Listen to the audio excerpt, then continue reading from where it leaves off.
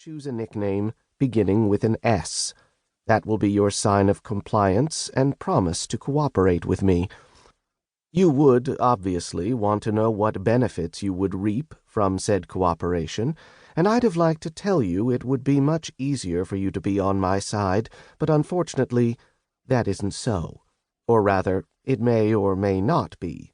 But from what I have learned about you, being on my side might well be what you would want. Anyhow, if you're on my side, you're in for an uneasy start, a much tougher one than it will be for most others. You'll find yourself in an unsafe place and in unfavorable conditions, and this will be the case time and time again. I'm talking about tactical vulnerability that could kill you instantly, at the very beginning of the challenge or at the beginning of every tier. But you will always have strategic superiority that will help you progress, wasting a lot less effort. If you survive at the beginning, it'll prove helpful to you in the future and on each subsequent tier. You understand nothing now, and it will take you a while to work it out on your own, but if my assessment of you is correct, your choices are likely to be right. Never underestimate the importance of numbers. Don't let yourself get fooled. Numbers mean little at the beginning, but you won't get to the next tier without them. Anyone who ignores numbers loses, and look at the sign as often as you can. Contemplating it might bring you to a deeper understanding eventually. I can tell you no more as per the rules. Remember about the choice you'll be given. Don't err. The faceless man raised his face towards the unnaturally blue sky and said, in a commanding tone of voice, "Launchpad 1656211C8. Object Transportation." Chapter 2. The Space of Xi. Launchpad 165-62-11-C-8. Extremely limited choices. The endless flat space disappeared instantly, but nothing changed much.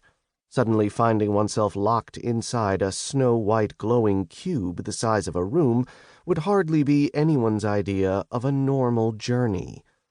But it still didn't look like an afterlife, or a hospital ward for that matter, unless the ward in question was of the sort where they perform specific experiments on people's minds and personalities. Somehow, that idea made no sense, sounding too much like a standard horror movie trope.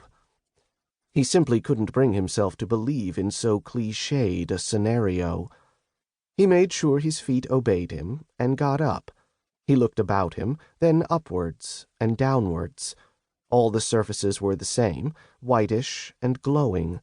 The light seemed odd, and the effect was compounded by the fact that it shone from every direction. Seeing no shadow at all was a very uncanny experience, making everything around him look unreal. He stopped examining the space he'd found himself in, and wondered whether he should take a closer look at one of the walls. The wall seemed to have heard his thoughts. It blinked, and a line of text appeared on it. "Welcome, challenge candidate. Place your hand on any surface to call up the personal launchpad control panel. The function of reacting to correctly formulated voice commands is also enabled." That was a strange way of communicating. On the other hand, Strange didn't even begin to describe this place, absolutely everything about it, and he couldn't just keep silent. He needed to find things out.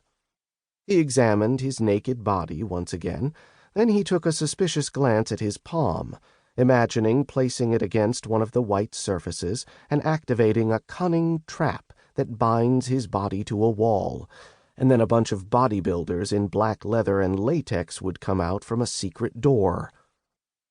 Delirious thoughts, but they did fit the ambiance for certain. He hid his hand behind his back and decided to try a different method. Where am I? The answer appeared at the very same instant. The space of Xi, Launchpad 165-62-11-C-8. What's happening to me? You are currently in the challenge candidate status.